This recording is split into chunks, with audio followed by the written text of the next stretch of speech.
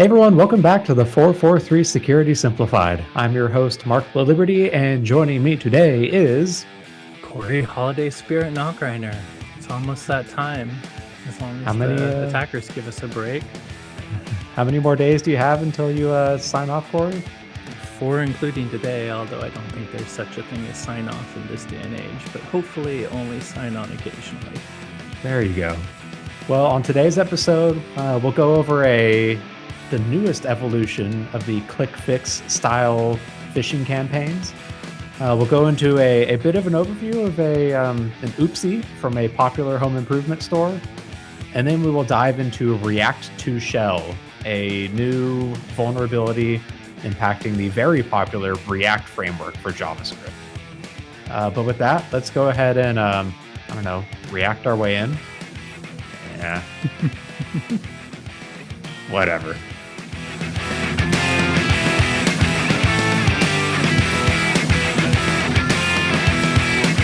All right, so Corey, for the first one, Push Security just published a pretty interesting write-up last week, walking through a new phishing campaign using a technique that they're calling ConsentFix, which is similar to the click fix style phishing that we've talked about on the podcast a couple of times and that have been really increasing over the past couple of years. But I guess quick refresher on click fix, for those that aren't familiar with it, it's the style of phishing campaign where when you click on the link, it takes you to a website, and then it usually pops up like a fake looking CAPTCHA thing saying, prove you're a human by hitting Windows R, Control P, and then enter. And behind the scenes, what it's doing is it's secretly copying something into your clipboard when you visit the website, usually a PowerShell script, tricking the user into hitting Windows Run, and then Control P, paste, and then enter, which usually will launch PowerShell with a encoded command to kick off a fileless malware attack or a living off the land attack. This newer variant that Push Security was writing about takes a slightly different approach to that, where it still pops up a fake little CAPTCHA window. It's designed to look like a Cloudflare, like email verification to get past it. When you enter in your email, it does a quick check first, presumably against like a hard-coded list of targets, or at a minimum, it at least makes sure you're not using like a personal email like Hotmail or Gmail or something like that, where this style of attack we're going to go through won't work. I'm assuming you enter in your business email, which is almost certainly going to be a Microsoft 365 backed email because most organizations use that. Sorry, Google Cloud users, or I guess Google Workspace users. Now, once you enter in your work email, it walks you through a series of prompts that effectively grants the attacker full access to your account.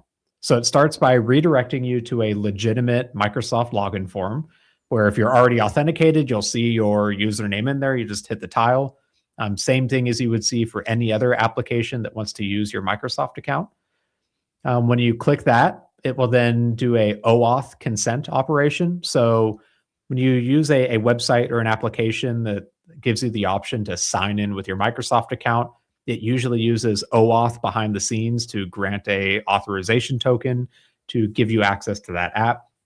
In this case, though, the attackers are granting themselves access to the Azure CLI using your account, which is an app that's already included in every Azure tenant.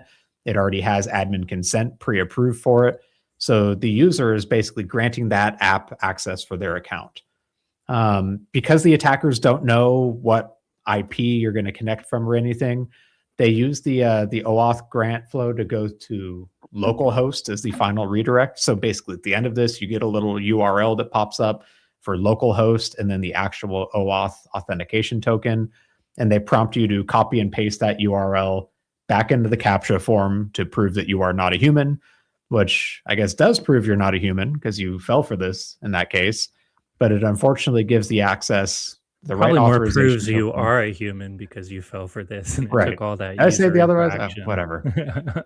But yes, basically, long story short, gives the attacker access to the Azure CLI using your account.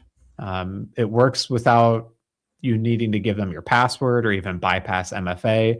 They can use the Azure CLI to do basically anything that your account would otherwise have permissions to do within your Microsoft tenant. Now, I mean, it's probably not good that this URL is posted with that authorization client ID token right there. But at the end of the day, this is a big, it's a big deal if you fall for it. But you're literally pasting a URL with a token in it. You're doing a lot of steps to be convinced to, hey, send me that URL that basically has your key in it, please. So I think that's important this to is talk a about. nasty attack, but it is something that users have an opportunity to know better if So they think have the back right information. like 10 years ago, where a typical fish would be like a just totally fake Outlook web access login form or something. And they trick Yeah. you into entering a username and password. And back then, that was good enough. Didn't really have MFA ubiquitously used. And so if they took your username and password, they could then compromise your account as they wanted. Then we added MFA over the last decade, which means that style of attack isn't good enough anymore. So then we started seeing adversary in the middle techniques where they would, yes, steal your username and password, but also forward it on to the Session original cookie. app Yeah, let so the that they could MFA steal your do its session cookie. job. Yeah, yeah. Then we But the started MFA getting, did happen before they could steal your session yep. cookie. Yeah.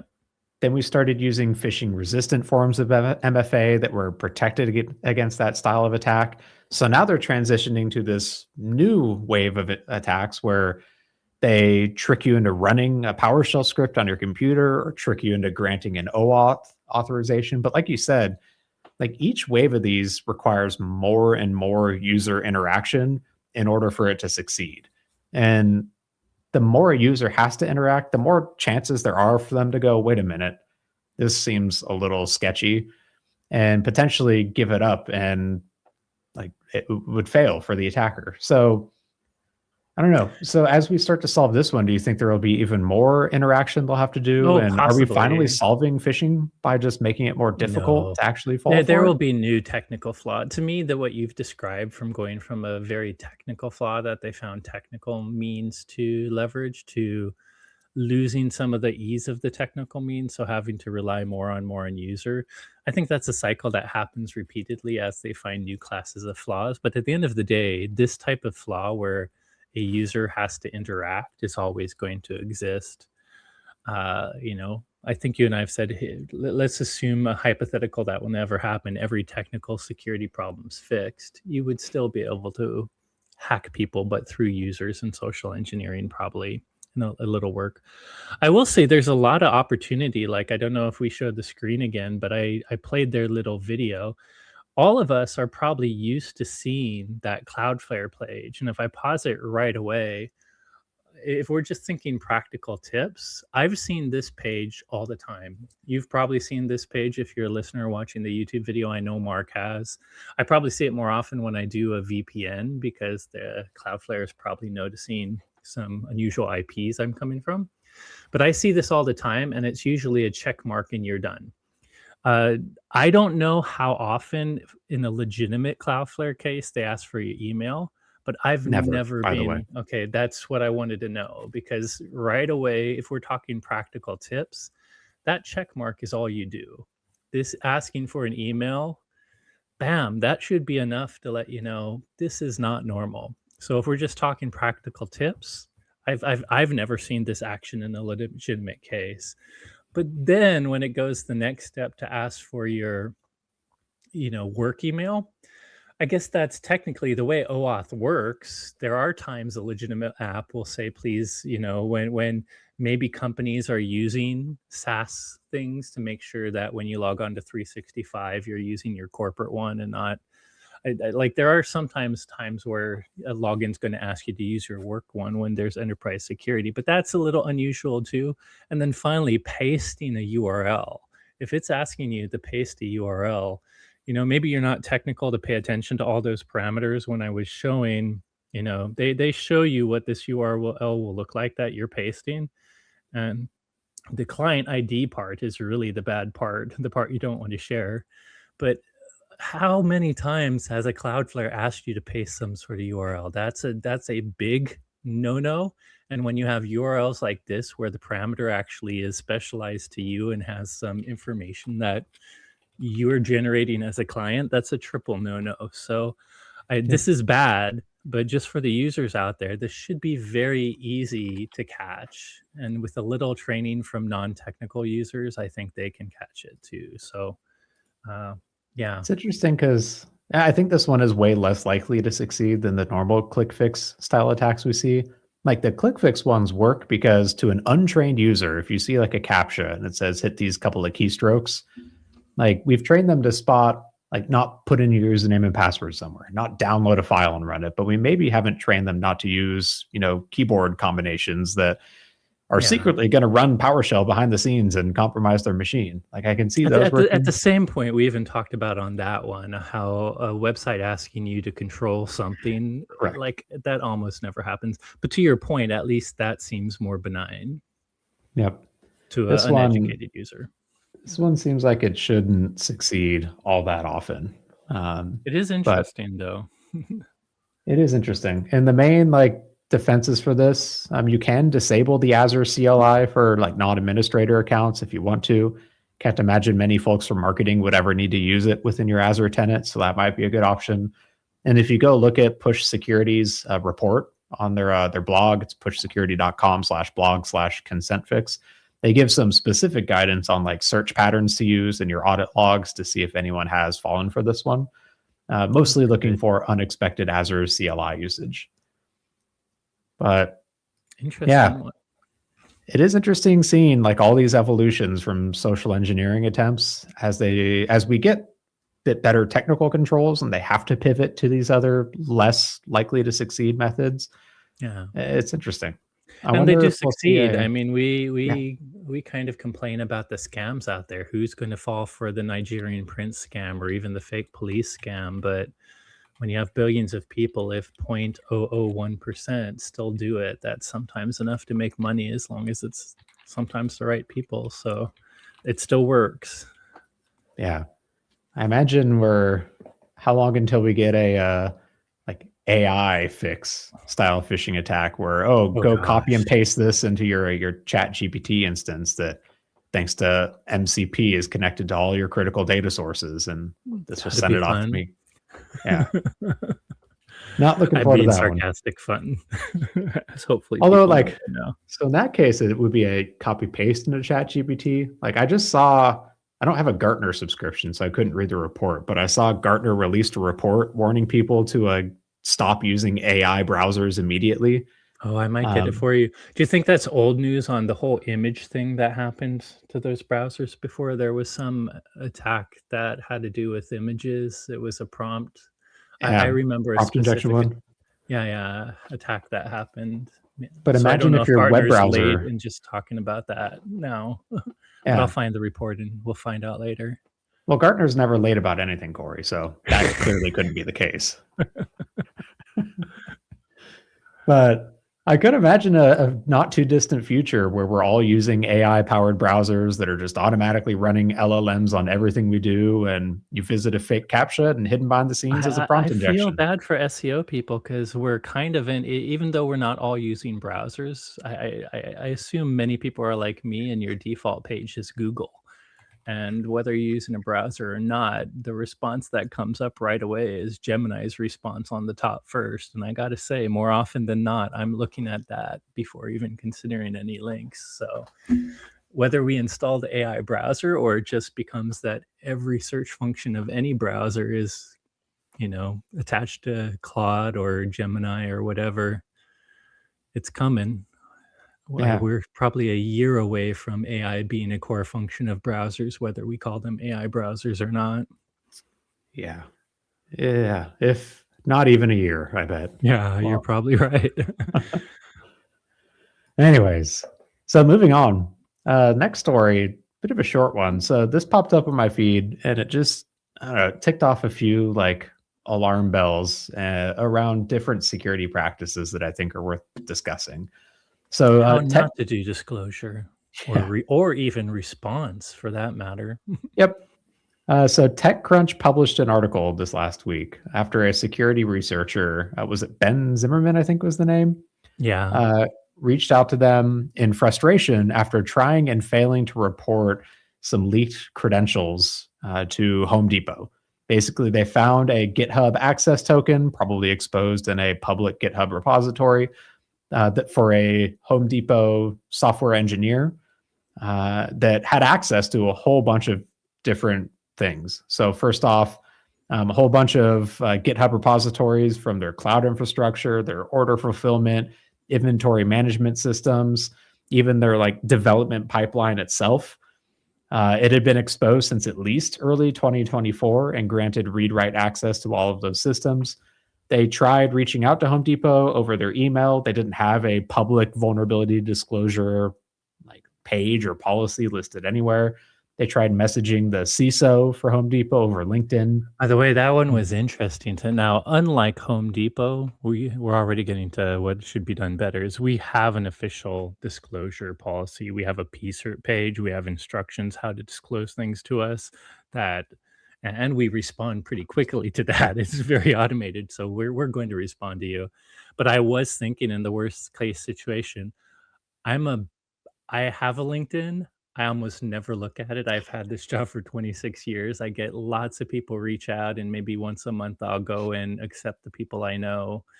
But I don't like I understand Zimmerman did that as a last ditch effort, but that would suck for me because I could imagine myself 2 weeks later finding a LinkedIn message I didn't even know I had because it's not a medium I communicate on. And now you're getting thrown under the bus from TechCrunch because you didn't respond to it. On the flip side is we have a very rich, like we have describe how you should be communicating to us and we monitor those places. So hopefully in our case, it would never come to that. But yes, I saw that. I'm like, oh crap. Does that mean I have to start reading all the sales solicitation crap I get from LinkedIn now? From Only if I and the from other rest of the people?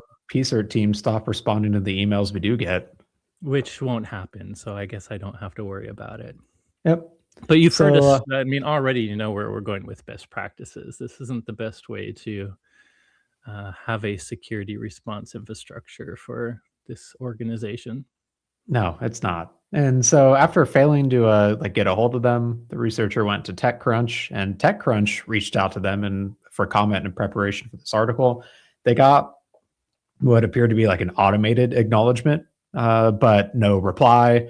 They followed up asking for some questions about whether Home Depot had the technical means, like logs, to determine if anyone used the credentials, and did not hear back from them on that either.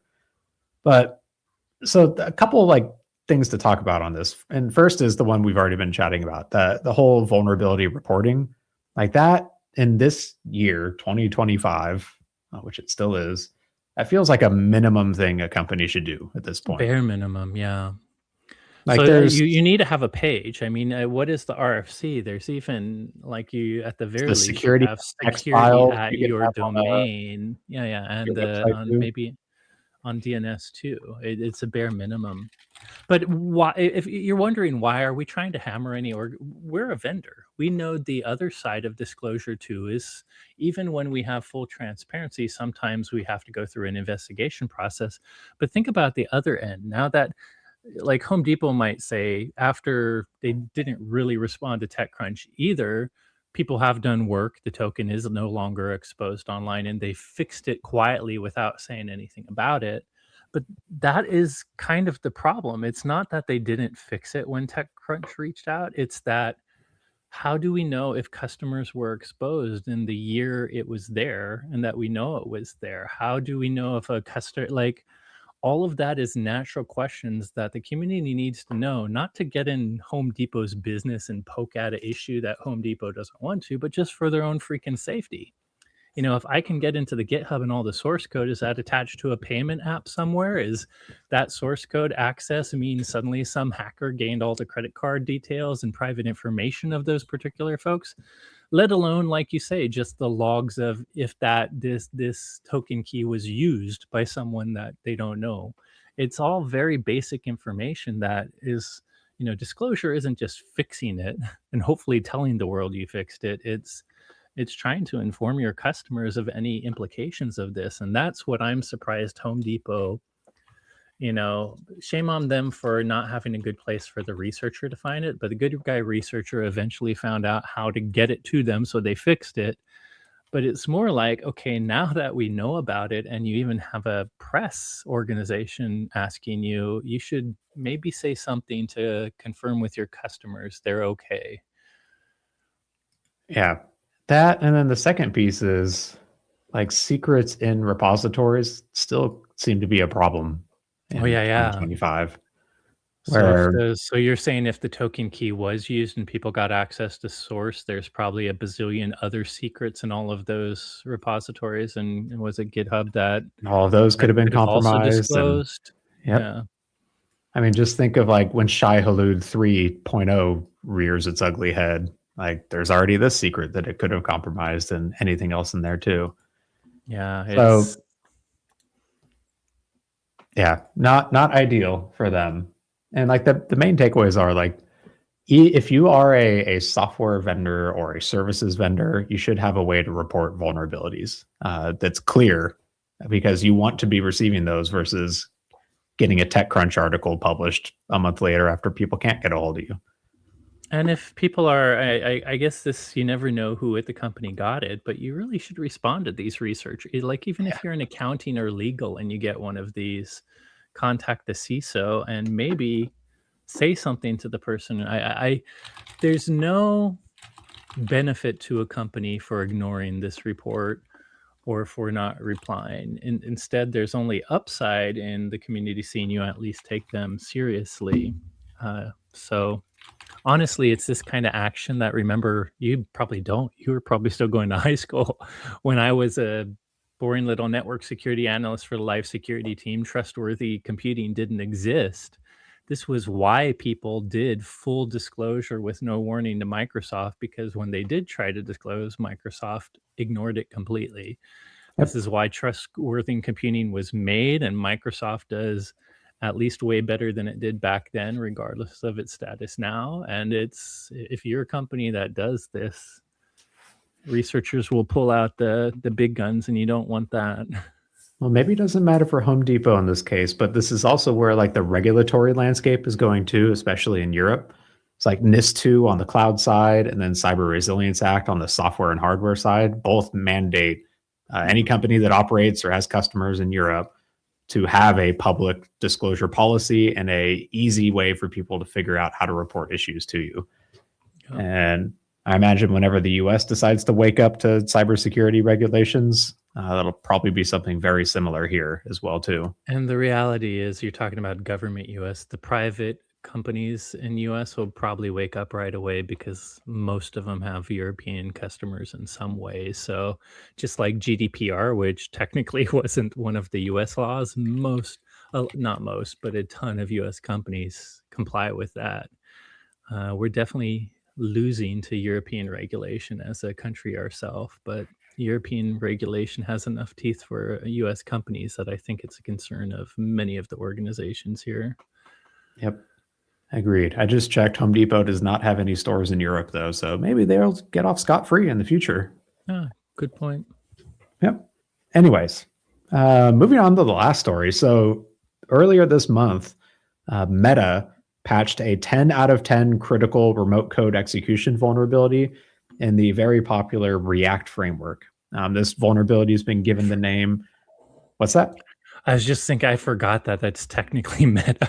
Yeah. I just don't associate it with them right away, but yeah, now It is interesting. It is literally the framework they created to like support Facebook growing at scale. And it, I mean, all say what you want about Meta and their privacy implications and how social media is completely destroying the world. Their software development is pretty dang good. And the React framework that they made for Facebook and then open sourced it so anyone can use it has like quickly become one of the most popular frameworks for single web page applications or SWAs out there on the internet.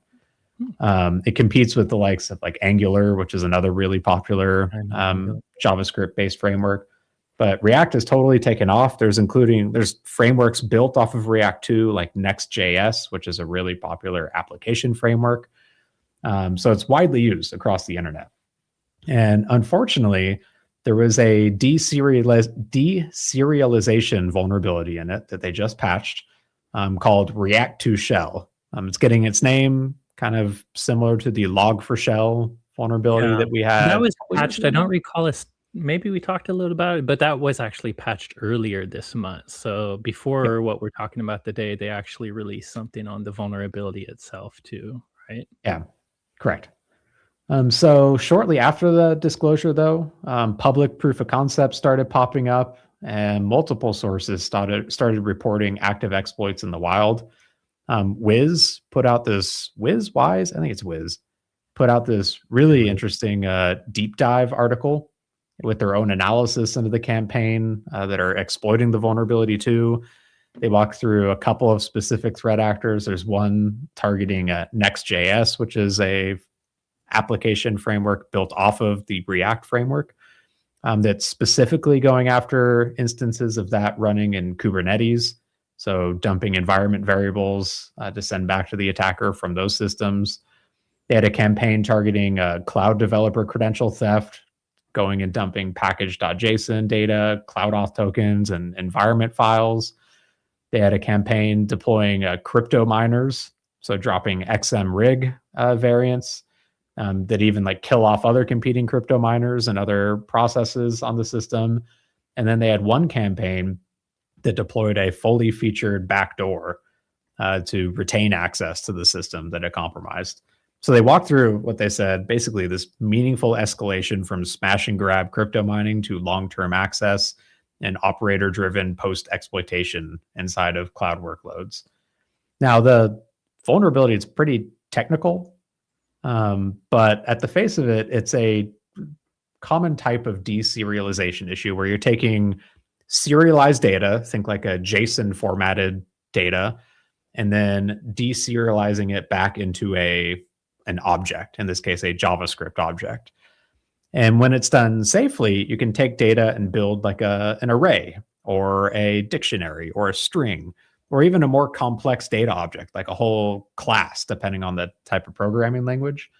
When it's done unsafely, you can start to call unexpected functions that can even grant code execution during that deserialization process. Java is commonly hit by deserialization vulnerabilities because, I don't know, the deserialization process in there is just fundamentally broken and they keep putting band-aids and duct tape over it to keep it running. But in this case, it gets a bit too technical to go over in a podcast, but basically they string together a couple of like gadgets, as they're called, like basically stage different parts of this exploit within a JavaScript object that's going to get deserialized. And as React goes through and processes each one, it basically builds up this payload behind the scenes and then ultimately executes a command that the attacker includes in one of the keys within that JSON object that they're passing. It's been around for quite some time. And in fact, the Next.js framework versions 14.3 and higher are vulnerable in their default state. That's everything from the last, I think, 3 years or so. And in a non-default state, all React.js installations, like the underlying framework itself, are vulnerable dating back even further. But it does require some configurations, including enabling this module that's actually vulnerable. But Wiz, in a different report, they mentioned that 40% of cloud environments contain instances of either Next.js or React in versions that are vulnerable to this issue. So of all of the cloud environments, more than a third of them are potentially vulnerable to this. So this is like on the orders of magnitude of the Log4Shell vulnerabilities from a couple of years ago. yeah, Pretty scary stuff. yeah. And like you said, if you want to go into, if someone wants the detail of all the ways that the proof of concepts they've seen worked, it's in their report. But if you're just curious at how it's being exploited, there's a lot of nice pictures in the report as well that just show you what threat actors are doing. Yeah. But I guess if you use React anywhere in your web framework, it's time you hopefully back in December 3rd, you already started figuring this out. But if not, Well, this is another one like Log4Shell where it impacts a framework that applications are built off of. And so you as like the it affect your consumer, gear. you might not even know what the heck is running on the web application that you got or the, I don't know, Tableau server that you just deployed. And it could be running this. Or the web interface to some fancy, I don't know, network device. Yeah. So this is where having like software bill of materials from vendors can be so important to like help you get that visibility into what you have exposed on your network. But I guess keep an eye out with your vulnerability scanners and vendor notifications to see if anything you do use is affected by this. And if you are a software developer that uses React, it's time to go. Well, it's too late. The time to upgrade was a while ago, but now is definitely the time to go upgrade your installation. Man, tough to react to that, Corey. Yeah, I don't know what's next, .js. .js. I can keep going. Yeah, do it. You can fill in the dad jokes for this week. No, I think I'm done. Time to return. Okay. Yeah. Either way, scary stuff. This feels like one where like a month from now, we're going to really start to see the full blast radius from this one. Yeah. As more applications that use React get popped. Yeah. Never a dull time in cybersecurity. Yeah, I wish they'd just give us the holidays off, but unfortunately, from the threat actor perspective, that's probably the best time. Everyone's out. Yep. Man, well, speaking of which, enjoy your time off, Corey. I will hold down the fort in your stead, and I'm sure everything will go swimmingly until you come back. I'm sure. Well, unfortunately, if it doesn't, I'm sure you'll call me. Yep. Although you can handle it anyways. But yes, thank you for holding down the fort. But of course. Be together for anything important. Yep. And all right. I'm ready to just call it quits. Is there some good news? Is there good news? I don't know if there is good news. I guess the good news is if you're a Home Depot shopper, you're no longer at risk. If you're listening to this, you probably are doing all the patching and all the right things, so you probably don't have to worry about it. So there you go. You're probably doing better than 90% of the folks out there. And don't they say you don't have to be, as long as you're with a group of people, you don't have to run faster than the bear. You just have to run faster than everyone else. So until AI automates anything and the bear can move just instantaneously across all spaces, then you're in trouble. Or it multiplies to infinite bears because they're all AI powered, and then no one can run fast. Oh, great. I was trying to end on a happy note, and even then we found a way around it. You're welcome. Merry Christmas. Merry Christmas. Hey everyone, thanks again for listening. As always, if you enjoyed today's episode, don't forget to rate, review, and subscribe. If you have any questions on today's topics or suggestions for future episode topics, or if you're just as scared of the infinite AI bears as we are, you can reach out to us on Blue Sky. I'm at itsmark.me, Corey's at SecAdept, and the both of us are on Instagram at watchguard_technologies.